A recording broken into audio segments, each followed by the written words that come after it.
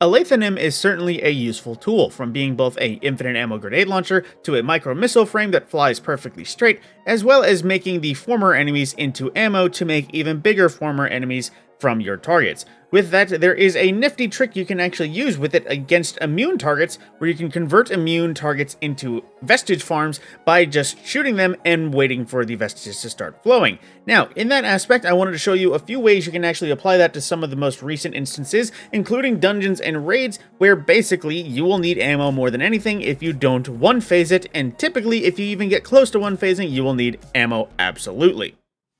Starting with Atrax, you can pretty much start farming the ammo right off the bat, because Atrax does spawn right in your face, but keep in mind they will just keep shooting you, but also the Puppeteers can be put to use, as they also count for spawning vestiges. Now it can get a bit hectic, but you can farm this out as you can hit multiple, you can even hit 2 of the puppets and Atrax together, but keep in mind that if you wish to have it a little more casual, if you progress all the way until you need the operator to break the buttons, it will just then be Atrax for quite some time unless you progress or lose one of the operator buffs. So keep that in mind in case you wanted a chill farm as opposed to a hectic radiation dodging field.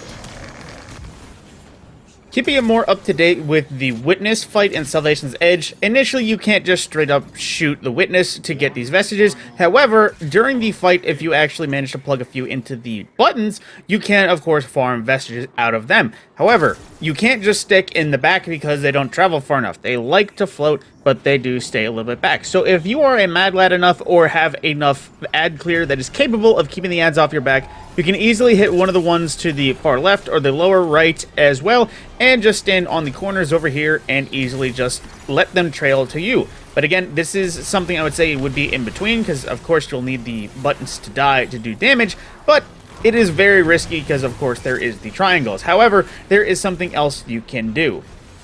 As long as your team is leaving 1 or 2 around, you could also shoot the arms. Yes, the arms count as a boss bar enemy and will spawn vestiges like crazy out of them. Now, that arm disappears, so I'm not sure if it triggered it, but I know I plug a few into this ceiling arm that does stay around for a little bit, so I don't think that repeated immune damage would make them leave initially, but they are available in case you need to farm the vestiges. Something like Duality is a little bit more simple in the eyes. Yes, there is ads like crazy that you could just straight up shoot, but if you needed an alternate option, you could easily plug a few into Keitel, as she will also just start spraying vestiges throughout the whole field. Now keep in mind with this might be the only one actually working. I know in Master Mode there are barrier champions that could fit in this field, but otherwise you could just rely on either Keitel or just, you know, all the ads that are constantly spawning. Now, just going over to Rolk as another example, initially he can't exactly be hit. Fun fact, Alethonym will one-tap Rolk's crystal, but again, in the starting state, you can't exactly farm Rolk, as also he would be too far, maybe once you move a little bit forward, but as an alternative, you could use the Glyph Keepers. Now, they don't spawn that much, but I do believe you can also use the Abominations that spawn, because they are also boss bar, and cutting into the fight more so, I imagine during his start of damage phase, where you have to knock out the crit spots, you'll probably be able to farm out Rolk a little bit more. Then again, that is just before damage phase, so you won't exactly have time to prep ammo, you'll more so just be able to get what you need before the fight. Then again, with Vow to the Disciple, there is so many Scions, you don't even need to farm the big bars, you might just need to play ad clear and collect as many vestiges as you can.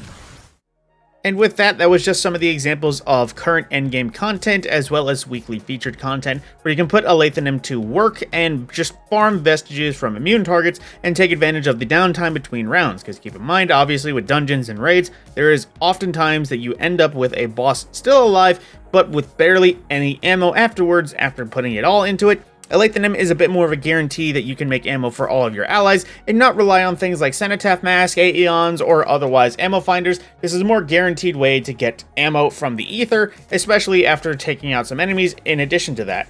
With that, my name is TheMadScorpyon. I will see you in the next video.